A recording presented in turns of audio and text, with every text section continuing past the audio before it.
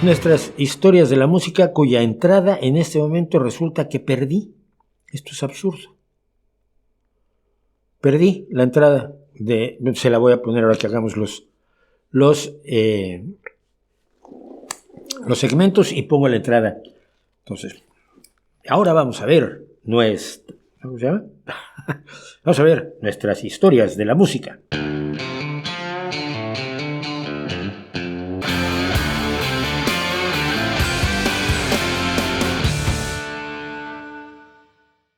Entonces ahora metemos eso, lo edito y...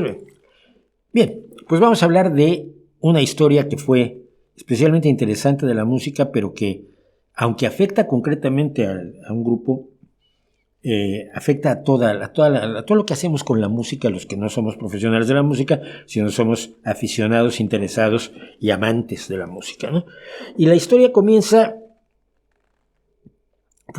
cuando este señor que estaba completamente loco, se llamó Charles Manson, y que no sé si lo conocen, es un tipo que tuvo una secta en California, una secta que se llamaba La Familia, a la que convenció un grupo de gente, además obviamente también sometida a fuertes dosis de drogas diversas, convenció a sus seguidores de que se iba a producir una revolución de los negros en contra de los blancos, que debían encabezar ellos para que ellos fueran los reyes de los negros cuando ya hubieran matado a todos los demás blancos. No había un solo negro en la secta de La Familia de Charles Manson. Y Charles Manson tenía la plena convicción de que los Beatles se comunicaban con él a través de sus canciones.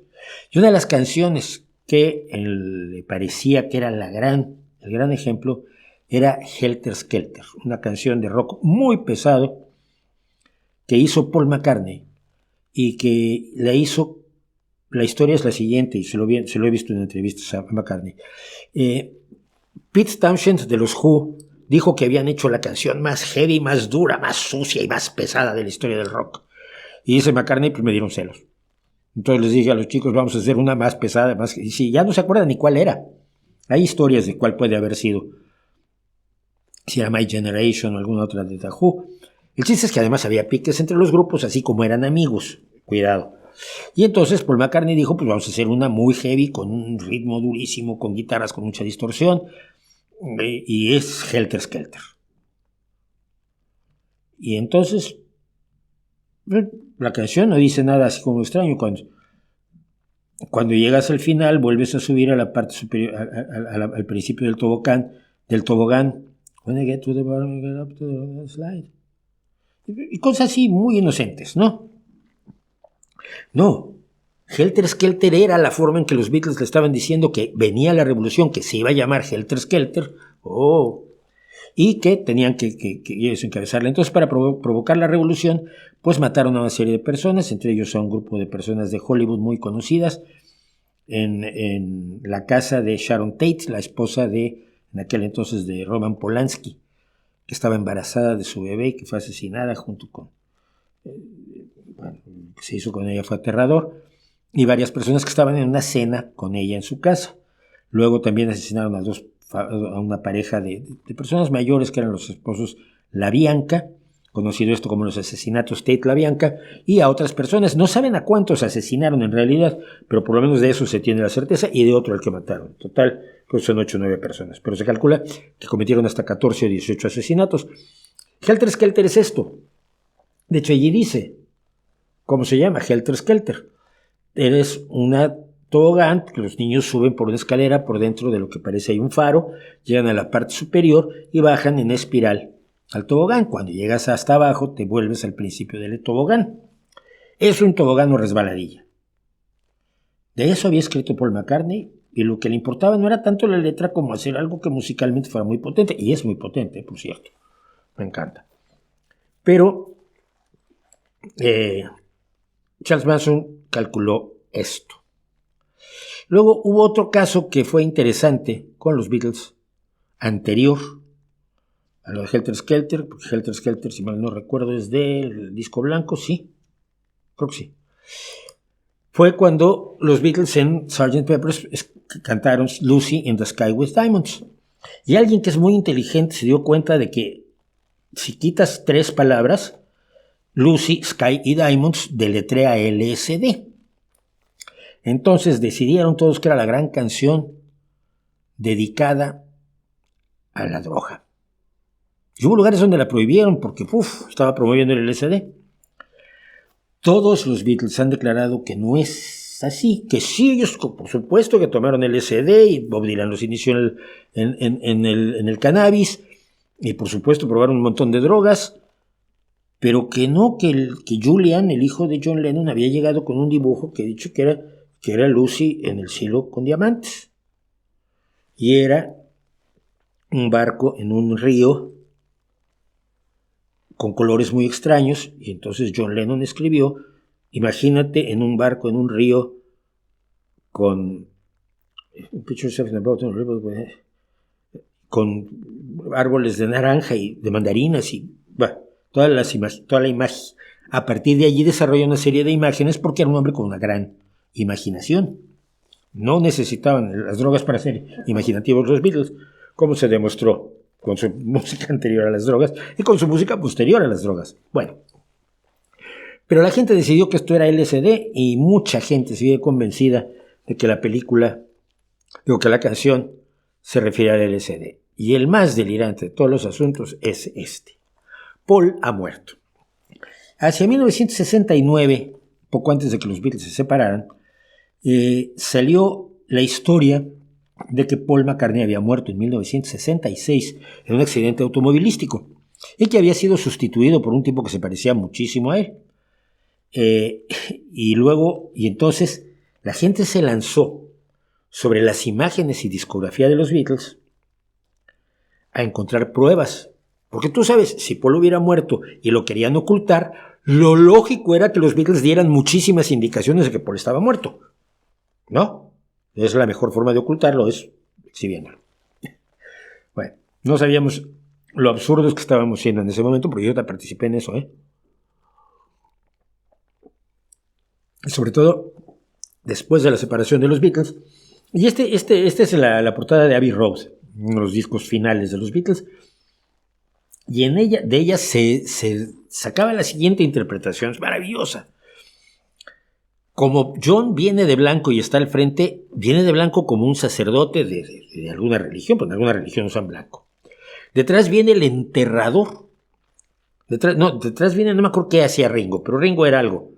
Y luego Paul, que se veía que estaba muerto porque no sé qué religión te entierran sin zapatos. Paul dice que hacía mucho calor. Entonces, pues como viene sin zapatos, él es el muerto. Y el enterrador, que viene disfrazado de obrero, no porque así vistiera siempre, es George Harrison, que viene hasta atrás, vestido de pantalones vaqueros y camisa azul. Y esta era una prueba más. Luego, lo que decía las letras del Volkswagen, el escarabajo que está hasta la izquierda, también se interpretaban de una manera tal que, creo que era el 23, y entonces había muerto de 23 años, Paul o algo así. Si le dabas vueltas al revés al disco de Revolución número 9, entonces John Lennon decía, ponme en onda, hombre muerto, turn me on, dead man, que no, nunca trataron de hacerlo. En una canción sí pusieron cosas al revés porque John Lennon había descubierto esto, y entonces no me acuerdo en cuál fue, creo que en Rain. Al final se oye John Lennon diciendo algo rarísimo que es la letra del principio de la canción, pero al revés. Me he puesto la cinta magnetofónica al revés, lo que se llama el backmasking. Pero lo hicieron una vez y no parece que no lo quisieron hacer nunca más, pero mucha gente se dedicó a darle vueltas a los discos de los Beatles en sentido contrario y tratar de identificar lo que decían, y por mera pareidolia se encontraban un montón de cosas. Todos los discos, todas las portadas de los discos tenían imágenes. Por ejemplo, había una mano encima de la cabeza de Paul McCartney en Sgt. Pepper's, y entonces eso quiere decir que esa mano significaba que estaba muerto. Y además en el suelo había había un arreglo floral. Y decían que no, que era una tumba, y había una parte que estaban cosas que eran como una cosa que parecía un bajo si tenías muchas ganas, y tenía 4 varas, entonces pues eran las 4 cuerdas del bajo, y eso significaba que el que estaba en la tumba era Paul. Yo me acuerdo cuando le fueron a decir a Paul McCartney, dicen que estás muerto, y dice, pues no estoy de acuerdo. Pero el mito ha seguido. Y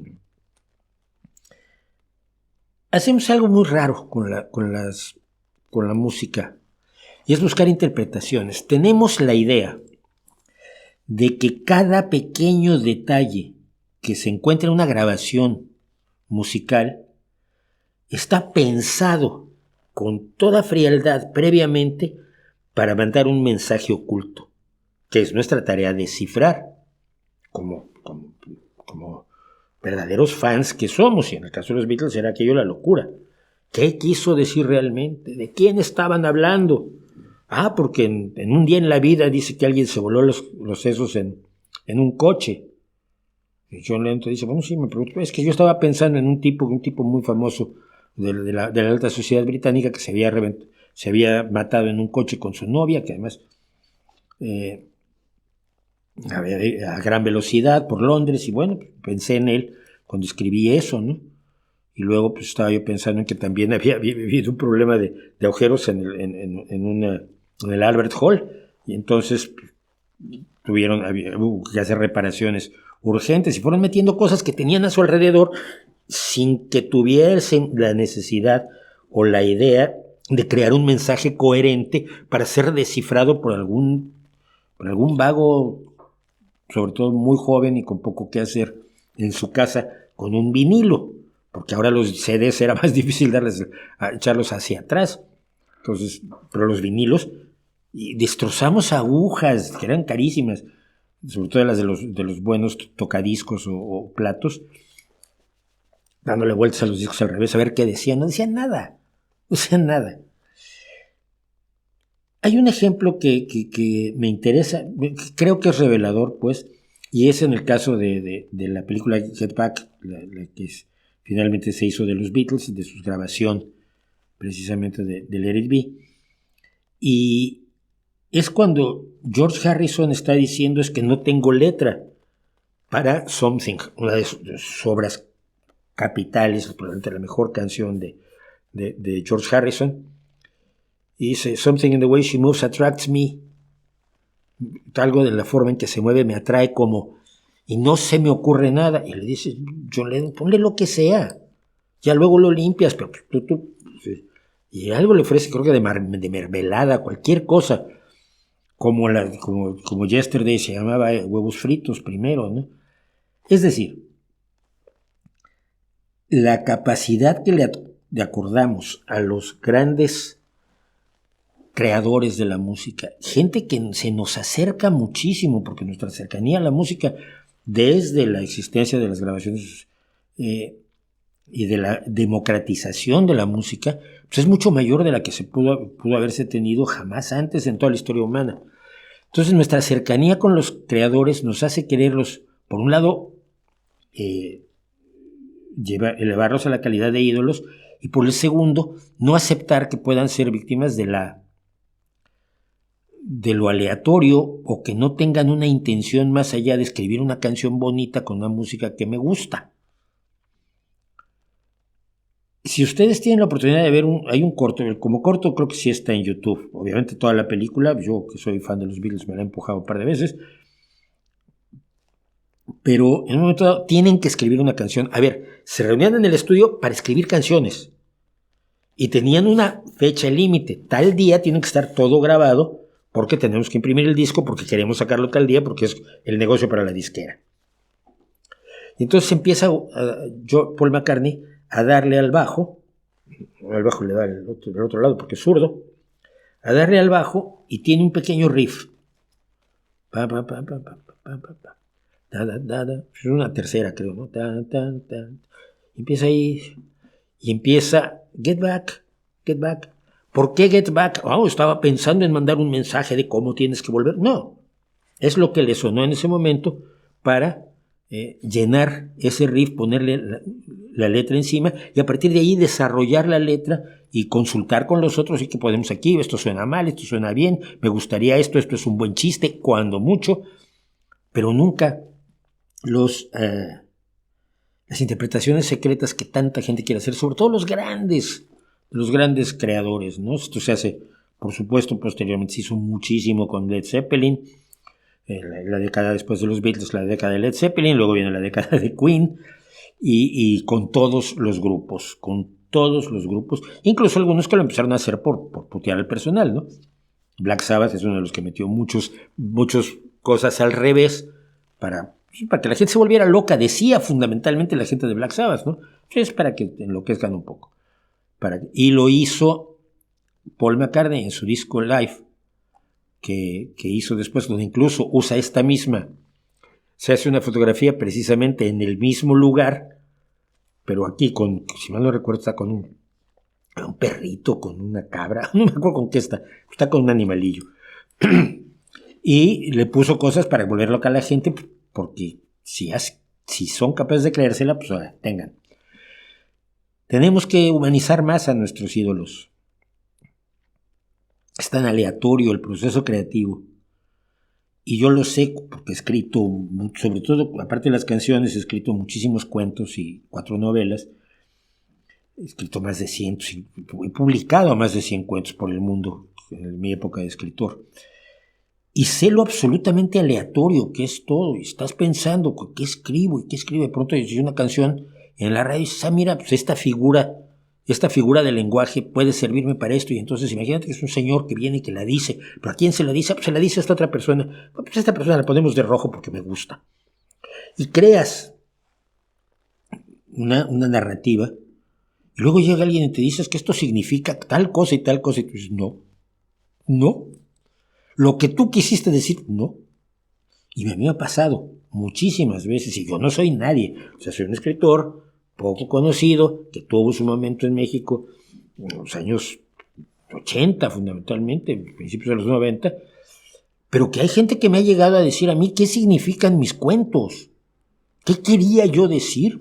Yo le decía, pues, lo que tú quieras. A ver, el hecho creativo es un hecho que se cierra, es un círculo que se cierra cuando el lector o el oyente o el espectador lo hacen propio y por lo tanto lo interpretan. Tú no tienes por qué interpretar lo mismo que yo con lo que yo escribí, sea canción, o con lo que yo pinté o con lo que yo hice.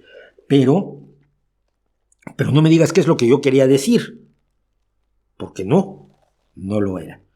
Que sea la interpretación que tú has sacado es otra cosa, pero atribuirles esas capacidades de... Y aquí aquí en este acorde ponemos una novena adicional porque va a significar que admiramos a Beethoven por su novena. No pasa. Lo que es cuando un artista, cuando un creador quiere exhibir algo, no lo oculta, precisamente porque su objetivo es comunicarse con el público y es deliberadamente obvio y claro. Pues eso es, no sobreinterpretemos a los Beatles y no sobreinterpretemos a aquellos que crean las cosas que nos gustan. Bueno, lo mismo quisieron hacer con el heavy metal cuando en los años 80 decían que incitaba a los jóvenes a cometer crímenes. Sí, fue el pánico satánico y creo que tengo un video ya sobre el pánico satánico. Búsquenlo. ¿Qué opinas de Revolución número 9? Es basura. A ver, como toda la música concreta es basura.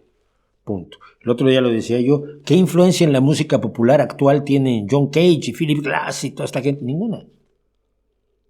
La música de postureo no trasciende. La música apasionada sí trasciende. No hay nadie que le ponga tornillos a su piano para sonar guay. Ahora, los snobs van a escuchar el piano preparado de Cage. O el 3:27, que son 3 minutos y 27 segundos de silencio. No me acuerdo si es el número exacto, me da igual. Creo que son 4. O las locuras de Stockhausen. No tiene ninguna presencia en la música de hoy de la gente a la que le gusta la música. Tiene lugar entre aquellos que creen que la música es un ejercicio intelectual. O que el arte es un ejercicio intelectual. Entonces los abstractos pues, siguen teniendo lugar entre aquellos que piensan que el arte es un ejercicio intelectual. Para quienes es un ejercicio apasionado es mucho más importante la novela gráfica hoy en día, por ejemplo, ¿no? El cine pretencioso, más intelectual que de emoción, incluyo ahí La basura de Jodorowsky, apela a esas personas que creen que son intelectualmente superiores porque ven este tipo de cine y dicen que les gusta, ¿no? Ay, estuve oyendo El canto de los adolescentes en la hoguera de Stockhausen por 8ª vez en mi vida. Pues qué manera de perder el tiempo, chico. Te recomiendo la abertura de 1812 de Tchaikovsky, mejor, ¿no? Lleva cañones.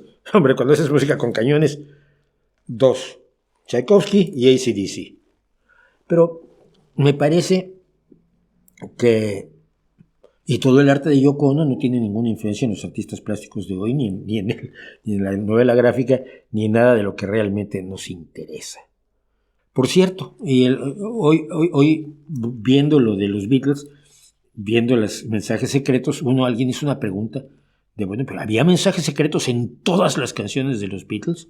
Y un experto en los Beatles, porque ahora los Beatles son un asunto académico, eran la basura de la música principios de los 60, eran la degradación de la sociedad, y hoy son asunto de estudios académicos de la mayor seriedad en las principales universidades del mundo, o sea que nosotros teníamos razón. Y un experto le contestó, por supuesto, hay un mensaje secreto de los Beatles en absolutamente todas sus canciones. Somos la mejor puta banda del universo en todos los tiempos. Y yo creo que tiene razón, pero mucha gente no estará de acuerdo conmigo.